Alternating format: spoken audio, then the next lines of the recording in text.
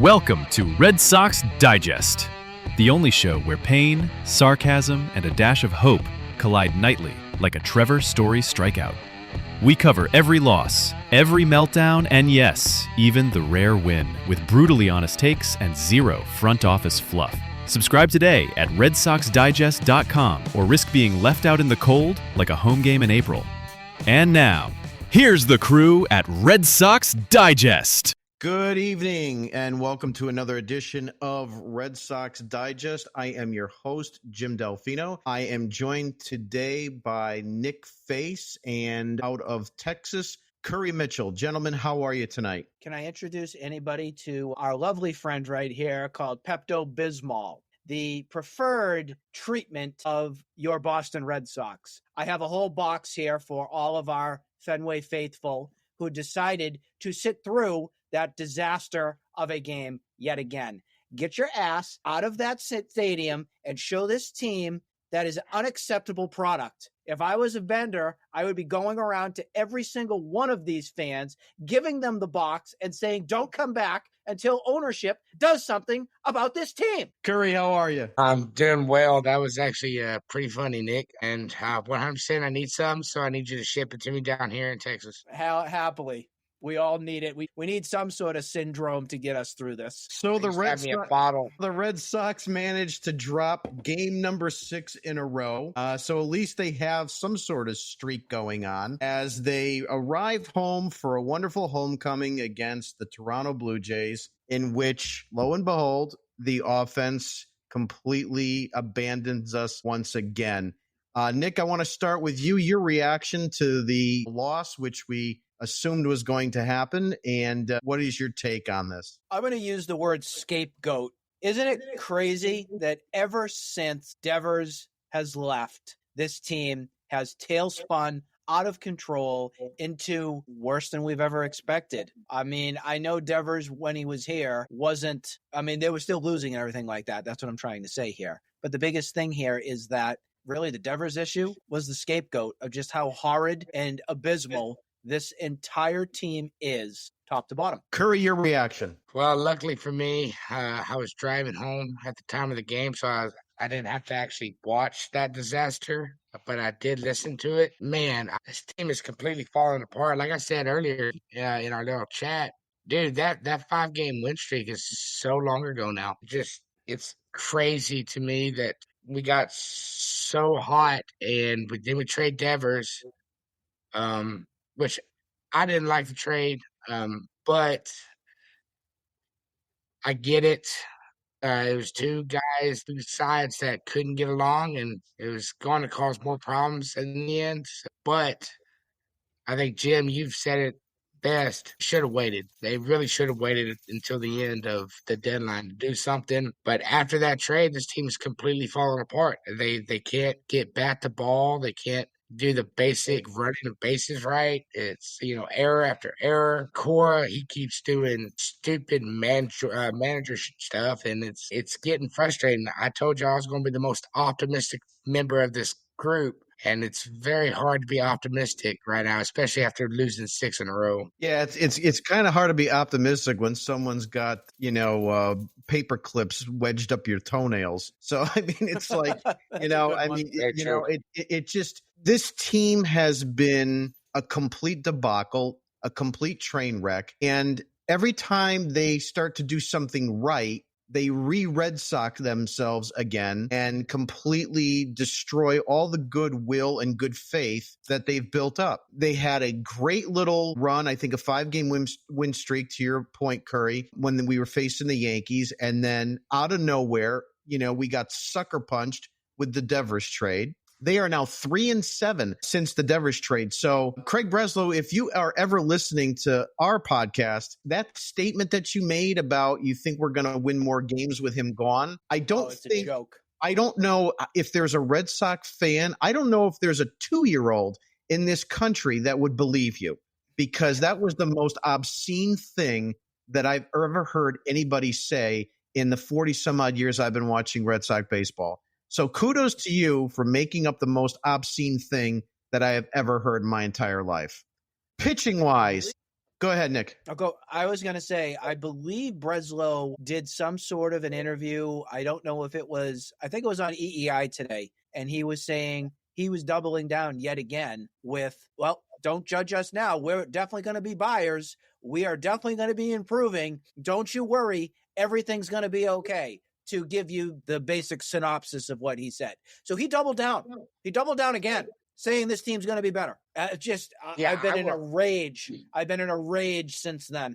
I'm done. Curry, your reaction. Yeah, Breslow has to be one of the dumbest smart guys in all of baseball right now, man. Now, I will be optimistic, and I want to see what we do at the deadline. Now, I'm starting to lean towards we're selling. I think Chapman will be gone. I think we will see a Bregman extension. I think we will see that in the coming weeks. I think it will be, if he doesn't do that before the end of the season, he's gone. I think, it's just going to be John Henry's going to come in. John Henry at the beginning of that season had that cigar picture, which got everybody amped up. And he put his face on this again. And now look how dumb it's making him look. John Henry doesn't seem like the type who's like, when he was away, okay, he didn't care. But as soon as he put his face on this season, I think he cares more now, but he cares about how it makes him look. And honestly, I'm to the point where get rid of Kennedy, get rid of Breslow.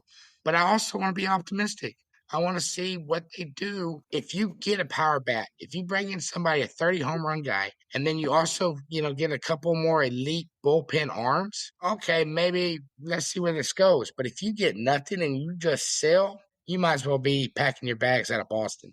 Curry, my concern is that the Red Sox are going to Red Sox you again, and they're going to come at the deadline, and they're going to do little to jack squat.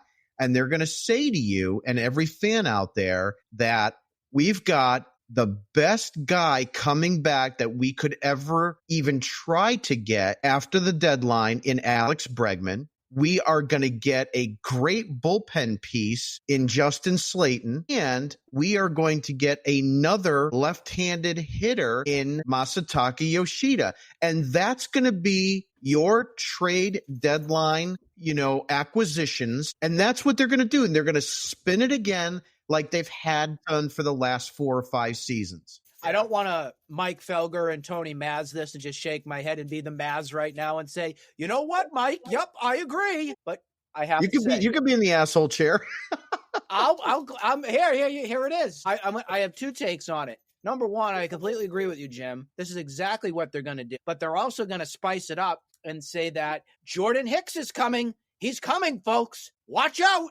Here he comes. No, yeah. And as my dog goes and looks out the window, hoping and praying for another acquisition to happen for the Sox, that's what's going to happen. Plain and simple. They're not going to go out and get anything huge. I mean, don't you remember watching this Netflix special when Breslow had to throw the media out when he was all hot and bothered about getting our wonderful catcher from the Blue Jays during the last trade deadline? I got a big deal for Danny Jansen's coming. I got to throw you all out. That's what he did. It's a joke. Now, Curry, I like you, so I don't want to go too harsh on your take here. I actually would be furious if the Red Sox went out in the next week and extended Bregman. I need to see something here. I need to see that he is coming back healthy. I'm not going to open up my wallet right now because it's an unknown. Is this injury going to rehash? Is something going to happen again with him? I love what I've seen so far. Do not get me wrong. I am a big Bregman guy. He's an identity piece. He's a leader. He gives me Pedroia vibes. Not as an asshole Pedroia, but much more of a team leader type.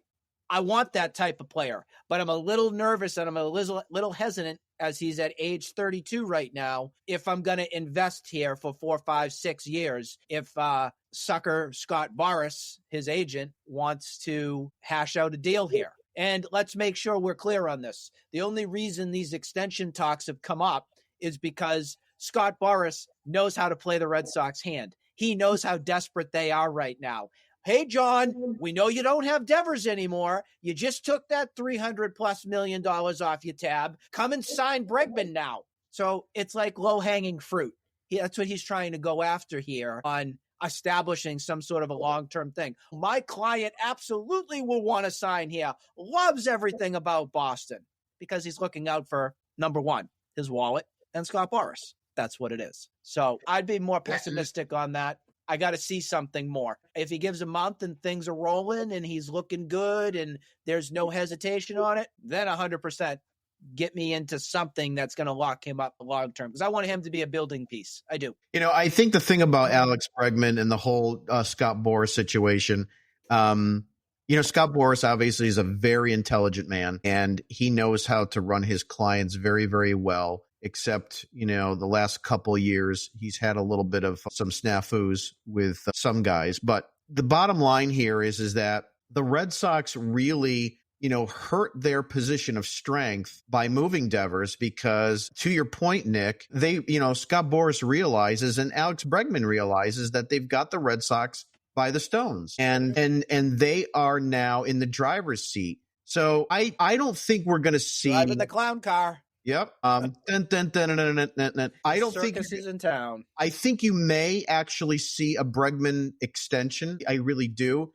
But I don't think it's going to happen till the offseason. There is a 5-day window, I believe, that players can opt out. And I would truly believe that during that period before those 5 days are up is when you would see something extend. Because at that point, Bregman would have 280. I just don't know. I don't know if he's going to get $40 million on the open market anywhere else. But it could be the length. And so if it winds up being an average annual value of 35, but he's got a 6-year deal or a 5-year deal, he's gone. So the Red Sox have to look at the fact that they're going to have to add probably 3 years to that deal, and probably somewhere in that 175 market is what I'm thinking. But, to Nick's point as well, I would like to see how it goes. I mean, truthfully, there's no urgency right now for the Red Sox to make that commitment. They do have control of the player, and they'll have control of the player for a couple days after the season's over, in which they can go ahead and, rip up that current deal before he opts out. So let's see how the season finishes out, and then look at those numbers. Jim, what's that thing you like to say, Jim? The most Red Sox thing to do? And the most Red Sox thing to do would be they extend Alex Bregman near the trade deadline and say, we got a piece right there for long term, because they know they're not going to do jack shit. I rule out nothing with the Red Sox. Yeah, that's how it is. Are you in the same predicament, Jim? I was going to say, with the whole trade deadline, where again, it's what are they going to do? I'm in the camp where I still don't feel like they're going to do anything player wise. I think they'll just do their all the injured guys who were there. They're coming back. That's your move. I just don't see a splash. I just don't. No, I don't either. And like I was mentioning before, they're going to pull the old Red Sox on you, and they're going to say, we've got Bregman, we've got Yoshida, we've got Slayton, we've got all these guys coming back. What concerns me is that they're going to do what they've done the last few years, was do this hybrid bull crap where they actually trade a few guys and bring in somebody. And I think there's still a very good opportunity and chance that they move on from someone like Chapman, to Curry's point, and they move on from Duran, because both of those guys will get you something of value. Even though Duran's having more of an off year, I think there's a team out there that's going to say, hey, you know what? We could use a spark plug at the top of our lineup. And I think Duran, being as, gritty as he is, I think he would take that as motivation and really go far with it. As far as Chapman's concerned, at 37, he's having one of the best seasons of his career. Just look up the numbers. And I know he was younger at the time that he got moved to the Cubs, but the Yankees got Gleyber Torres in that deal, who was going to be a really good superstar. It just didn't work out for him well, in New York. But if you can get somebody with that kind of, upside, I would move Chapman, and I think the Red Sox would too, and Slayton would be your closer, and that's how the Red Sox will spin it. See, you look at the pitching lab, and everybody else got worse, but somehow, Chapman found the fountain of youth through Andrew Bailey and is just phenomenal this year. And I hated Chapman when he was a Yankee. Still kind of don't like him, even though he's a Red Sox. But I think the value, like, if you're going to sell and you give it to Chapman and you get some good, but like high-end talent in return, good upside, cool. But then don't come out and say, we're still going to make the playoffs. At that point, you pretty much sold. Just be honest. We'll be pissed, and we'll. Love Red Sox Digest? And stop freeloading and subscribe already. Free subscribers get recaps, rants, and the occasional emotional breakdown, just like Craig Breslow with the trade deadline. Upgrade to a paid subscription and unlock the full archive. Subscriber-only game breakdowns, behind-the-scenes audio rants, exclusive mailbag Q&As, plus live chat and post-game streams where we scream into the void together. And if you're a true sicko, become a founding member and we'll put you on the podcast. That's right, a guest appearance on Red Sox Digest. Hit subscribe. It's cheaper than Fenway beer and way more satisfying. Cuss you out. But in the end, we'll be like, you know what? At least he was honest with us instead of all this bullshit he's been speaking all year. Curry, they can't be honest with the fans. It's not in their DNA to be honest with the fans. They haven't been able to do that in the longest time. They constantly sell you on this idea that they're the smartest people in the room, and they're not. Every idea and thing that they're doing over the last 7 years has been a train wreck. And again, the outlier being 21, but the reality is they're right around 500. They are the most mid team over the last 6 years than you could possibly imagine in Major League Baseball. And everything that they try to do, it doesn't seem to be taking them into the next level. They want to spend on free agency. They don't want to spend on free agency. They don't want to sign pitchers over 30. They'll sign a pitcher over 30. They'll not do a long-term deal. They'll do all these kind of deals with opt-outs. Now let's switch all that around. Let's go ahead and sign our young guys for, these contracts. And then hopefully, we get them for undervalue like Rafaela and Campbell and so forth. And now Campbell's in the minor leagues. So, there's just not one thing that they do right except screw up. I think that they put too much on Campbell, and I think that's what hurt him. I think if they would have just kept him at second base and not kept him, you're going to play center field. We want you to play first base. We want you to keep going. That's what killed him. I think if they had just kept him at second base, I think he would still be potential rookie of the year. But then they start, doing stupid crap, and I just don't get it. I don't get that. I can't be optimistic about what they did to Campbell. And now you look at their Meyer, outstanding defense, and they put him at second base. And then some of the stuff, like Sogard starting at third base today, made no sense. I get it. Meyer had a unfortunate thing happen, but some of the lineup. Do we know what happened with Meyer? Did he have a death in the family, or?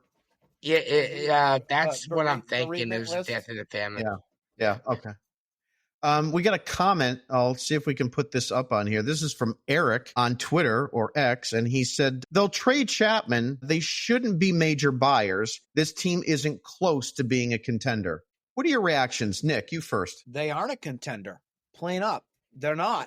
I don't want to trade Chapman because he's one of the bright spots of the team. So it'll be hard to part. It'd be a matter of what you can get. Again, 37 years old. I don't know if there's teams out there that are that desperate, but if there is, I guess you have to entertain it. I don't love it because right now, truthfully, Aroldis Chapman is the best guy that they've had in the ninth inning since Koji Uehara. I will tell you that straight up right now. And yes, that does put Kenley Jensen and Craig Kimbrell. I have more faith in right now Aroldis Chapman than I did with those other two bozos. If they trade Chapman, that means Bregman coming back, Yoshida coming back. They're still on a downward spiral. So yeah, at that point, you're not a contender. You're selling. I want to hold off on but there's still a chance that Bregman, Yoshida come back and they start making that run, and they still trade Chapman, because they could get good value for him that could potentially help the bullpen. If you give me two solid arms for one solid arm, that's a deal. But it all comes down to what happens with Bregman, Yoshida, what the lineup's going to look like in 2 weeks. When they come back, I think they said mid-July is when they're expecting Bregman. So that gives you about 2 weeks, roughly, 10 to 12 games. Let's see what they do in that time frame. And then if they suck, yeah, no, it's a big sell. And if they don't suck, Chapman can still be a good piece to get them some good value to help the team make a push. I want to talk just a couple more minutes about today's game. And, one of the things that I've said many a time is that when you have a team full of platoon players that are playing every single day, there's going to come a point where they become exposed. And so your number 2 hitter, who wasn't on your team in the beginning of the season, Abraham Toro, was now 0 for 4 tonight. Trevor Story, 0 for 3. David Hamilton, 0 for 1. Connor Wong is now 0 for 24 with runners in scoring position and now has 9 strikeouts. And Nick Sogard was 0 for 3. Obviously, this is a really big issue because you can't keep putting these guys out here day in and day out and expect them to all of a sudden be all-star performers. And I think it's going to come to a point where they are going to wear thin. And if this trend continues, I think you're going to see a lot more low-scoring games, and runs scored from the Red Sox are going to continue to diminish. Nick? I mean, you said it right there. I mean, top to bottom, this is one of the worst lineups in baseball. It is. Let's be honest here. I don't have hope. I'm sorry. I don't. This team put together right now in terms of development, who they're sending out there on a day-by-day, night-by-night basis, it's not good. It's not. Even with Bregman there, it's still, you don't. If I was a fan, first of all, why am I going to Fenway Park again? Why am I going to see the team? Is it because you love baseball? If you love baseball, go to Worcester. If you love baseball, go to Portland. They care. They actually have spark. They want to prove something. I just don't get it. If you're a fan, you're sitting there, you're singing Sweet Caroline in the 8th inning, down 9-0. What are you doing? Yeah, I mean, in the month of June, Abraham Toro, 21 hits and 75 at-bats, 13 strikeouts. Over the last 7 days, 4 hits and 18 at-bats. So, it's clear that he's starting to get exposed. And I think you're going to see that continue to diminish as the season goes along. Nate Eaton, last he 7 tonight. Yeah, Nate Eaton, he got a double play. Last 7 games, 2 hits, 5 at bats, 3 strikeouts. Again, it's too many of these guys. It's okay to, filter in a Romy Gonzalez, twice a week. That's fine, but you should have starters at each one of your positions. And it's just unfortunate that the Red Sox don't. And they have to carry guys that have up and down weeks, like Rafaela, who will get hot and then cool off. People like Navarez, who I have a really concern that he's going to start showing some wear and tear too, because let's face it, not only is it from the offensive side of the ball, but, being a catcher, and he's still a rookie. I think a lot of people forget that he's a rookie here, and he's going to start showing signs of wear and tear and exposure, which means that if they don't do anything about addressing the catcher situation, which I have a feeling that they won't, you're going to see more of Connor Wong. And the more you see of Connor Wong, the more that's going to go wrong. Bad joke. I'll see myself. I'm sorry. We froze a little bit on the screen. I like it. I'll see myself out. But Jim, there's yes, catching is getting exposed. But the honest truth here, everything's exposed right now. Everything. Your first base is a train wreck. Second base, they don't know how to field a ground ball. Shortstop, Trevor Story. You feeling good about that one?